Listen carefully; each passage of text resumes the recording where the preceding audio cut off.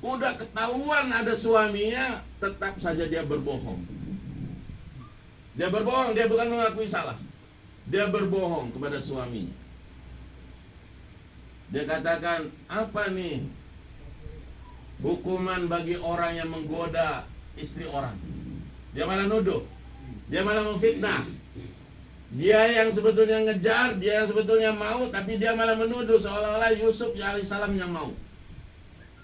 Maka dia katakan, apa nih, wahai suamiku, hukuman bagi orang yang dia mau menggoda istri orang?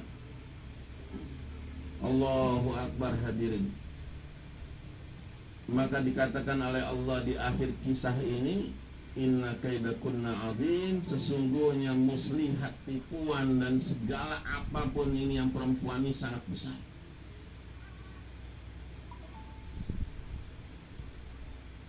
Maka apa tanggung jawabnya kita sebagai laki-laki dan wanita muslimah mukminah?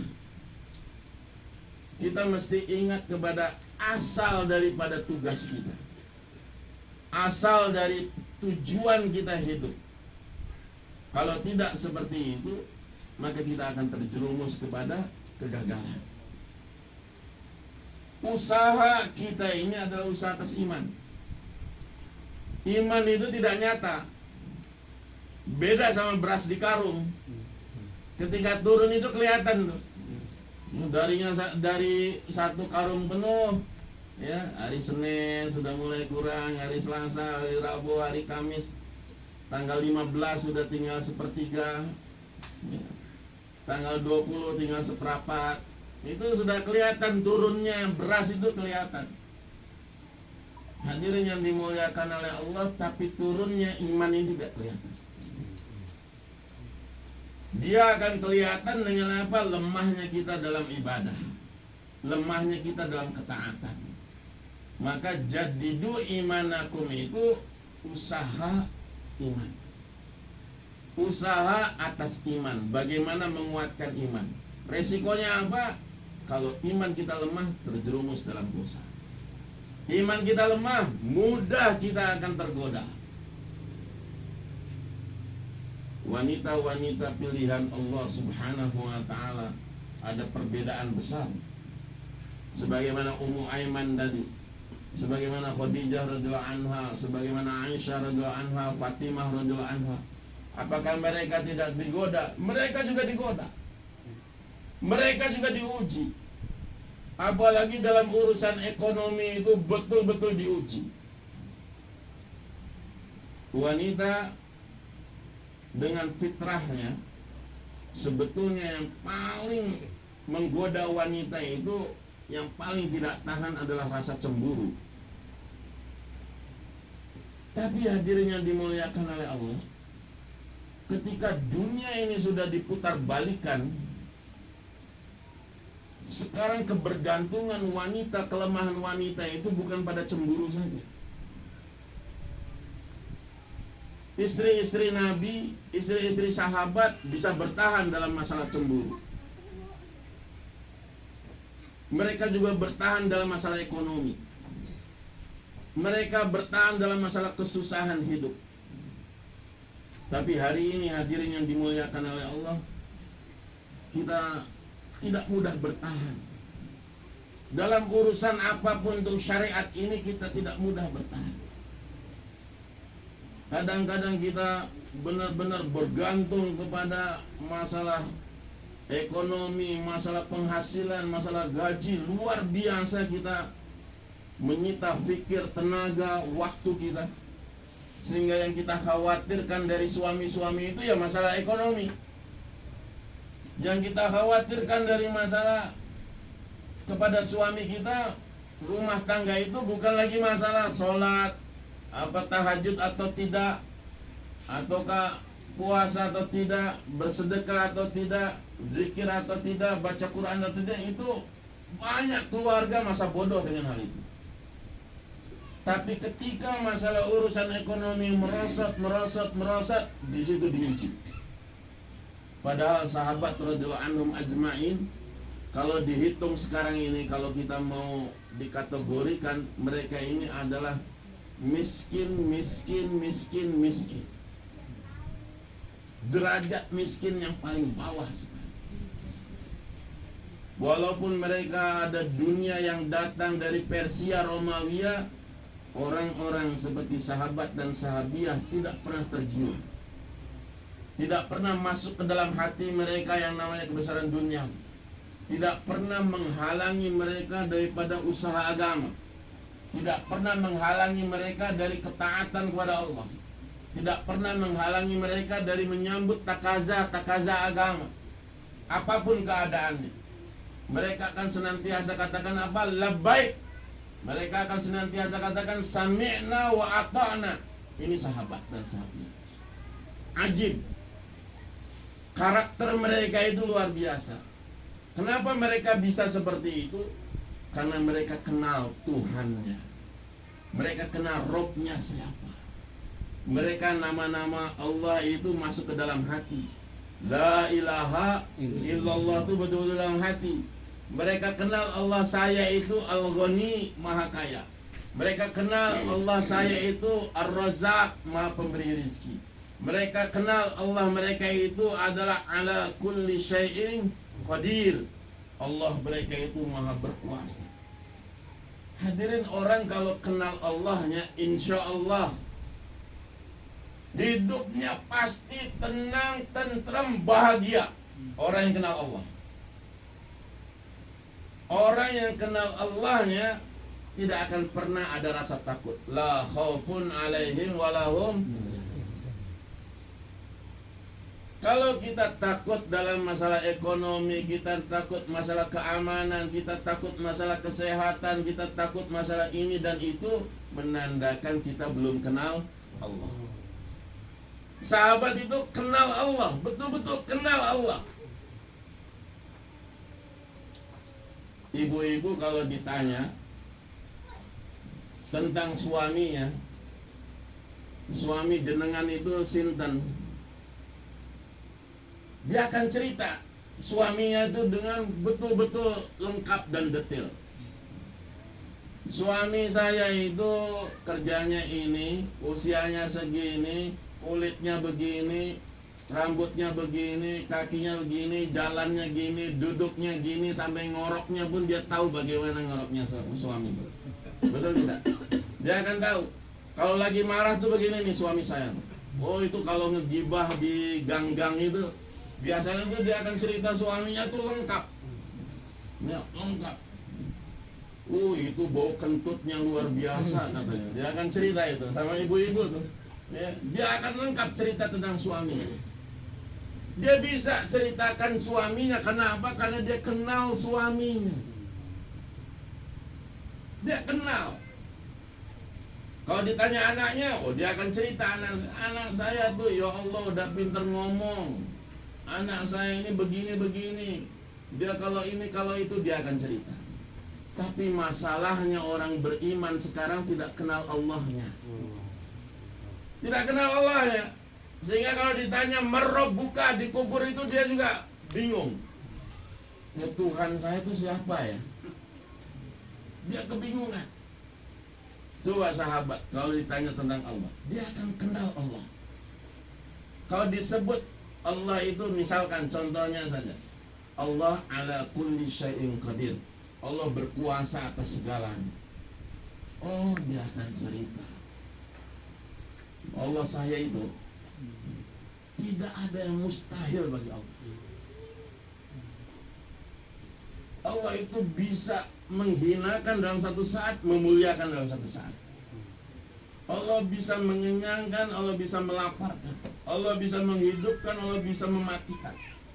Allah bisa berbuat apa saja yang manusia tidak mampu, malaikat tidak mampu, setan tidak mampu, jin tidak mampu, siapapun makhluk selain Allah tidak mampu, Allah mampu. Kalau saya sekarang ini tidak makan berhari-hari, bisa saja Allah tetap kenyangkan saya. Allah mampu. Saya bisa aja kenyang tanpa beras. Allah bisa kenyangkan saya tanpa makan. Ummu Aiman, satu ketika Ummu Aiman dalam perjalanan hijrah dari Mekah ke Madinah, Ummu Aiman itu dia berjalan kaki. Bayangkan dari Mekah ke Madinah dia berjalan kaki. Ketika dia berjalan kaki kehausan luar biasa. Kita mungkin nggak pernah, mungkin nggak tahu. Kita hidup ini seumur saya, ya, yang namanya kehausan luar biasa tuh kayaknya belum pernah, walaupun lagi puasa. Walaupun lagi puasa, tapi kita bisa bayangkan orang kehausan di jalan, di padang pasir, berjalan di padang pasir. Haus yang luar biasa. Sampai mata pun berkunang-kunang. Tiba-tiba Ummu Aiman apa? Dia lihat satu ember dengan tali berwarna putih. Turun dari langit, turun dari langit, turun dari langit terus. Ketika turun itu langsung dia minum air itu. Dia minum air itu sampai hilang hausnya. Dan setelah dia minum air itu, tidak pernah lagi dia kehausan sepanjang hayatnya. Di apapun keadaan, dalam peperangan, Uhud, Khaybar, apapun pertempuran, Ummu Aiman tidak pernah merasakan haus. Karena dia pernah minum dari langit. Langsung ember dari langit diturunkan oleh Allah. Ini cerita Innallaha ala kulli syai'in. Itu ember dari langit, sumurnya di mana? Kalau kita katakannya, wah ente ini bid'ah. Ya. Ini tidak hadir sahabat itu dengan cerita-cerita seperti itu tuh biasa. Karena mereka tahu kalau Allah mereka itu berkuasa atas segala sesuatu. Gampang saja. Kalau kita punya backingan Kapolsek, oh kita udah tahu. Ya kalau cuma ngelanggar lampu merah sih, dengan WA juga selesai lah. Karena kenal siapa ini Kapolsek. Hadirin, kalau sahabat kenal Allah, dia apapun ngadunya kepada Allah. Karena Allah ala kulli syai'in qadir. Masalahnya kita ini tidak kenal Allah, sehingga kita merasa ngadunya ke siapa ya? Ada masalah ngadunya ke siapa? Ada masalah ini kita cari-cari, oh ini masalahnya ke ini nih, bagusnya pantasnya ke ini. Masalah kesehatan larinya ke dokter, masalah hukum larinya ke pengacara, masalah ekonomi larinya ke orang kaya, masalah pekerjaan larinya ke bos majikan kita. Ini karena kita tidak kenal Allah kita. Tapi kalau kita kenal Allah kita, hidup itu tentramnya bukan main. Tentramnya bukan main. Itu para sahabat, andalan para sahabat itu begitu.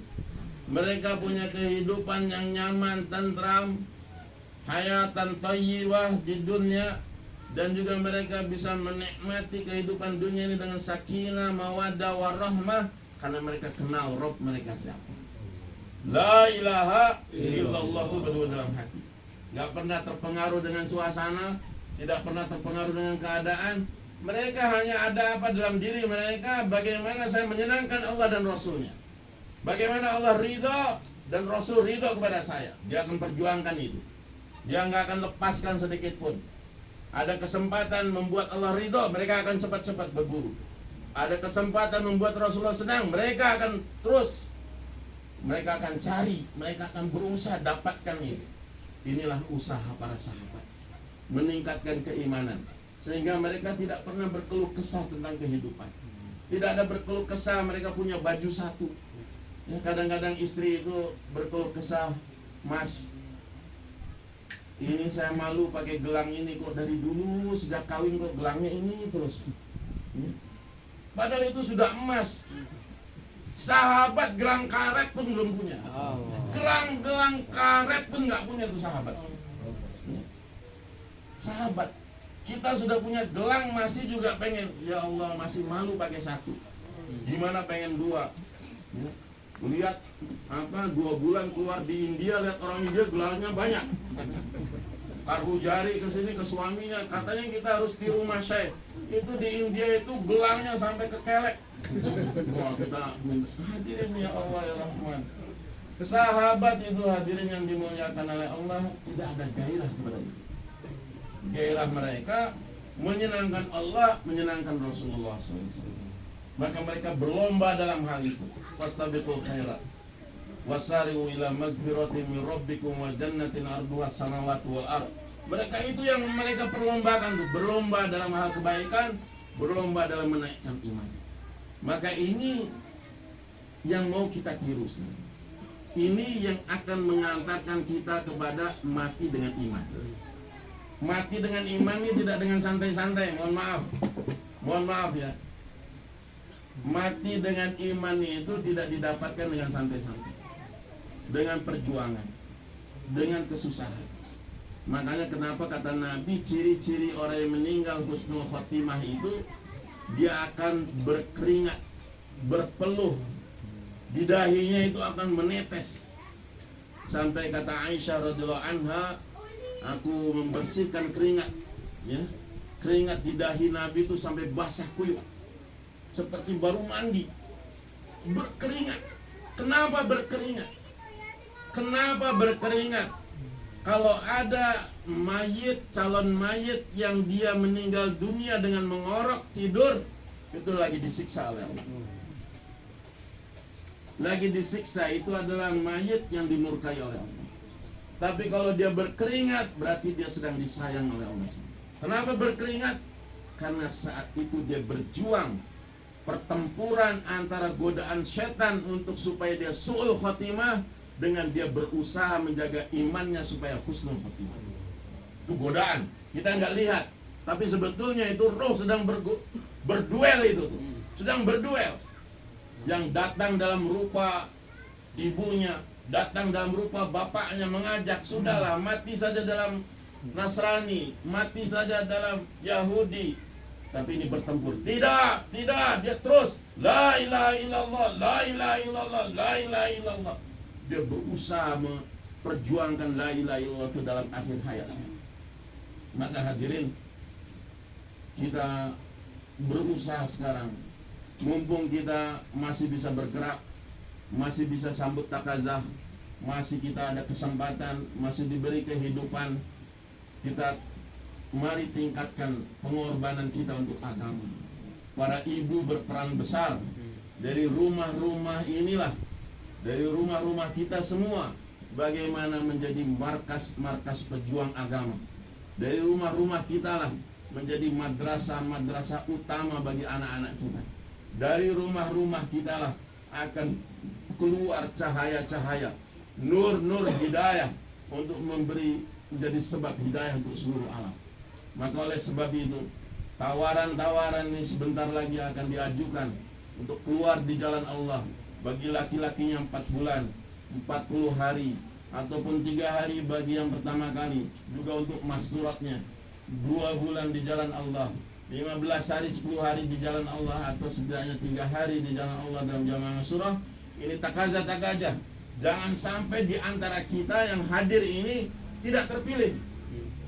Kalau sampai kita tidak terpilih, tidak tuliskan nama, oh itu istighfar betul-betul. Istighfar betul-betul, bertobat kepada Allah betul-betul.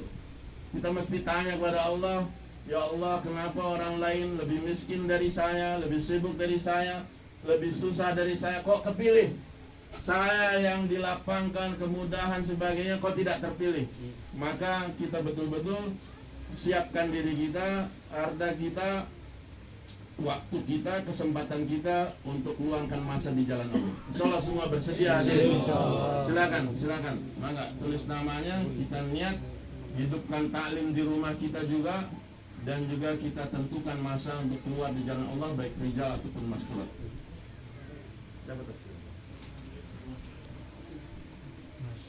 Silakan tulis namanya, yang taskil silakan. Mangga.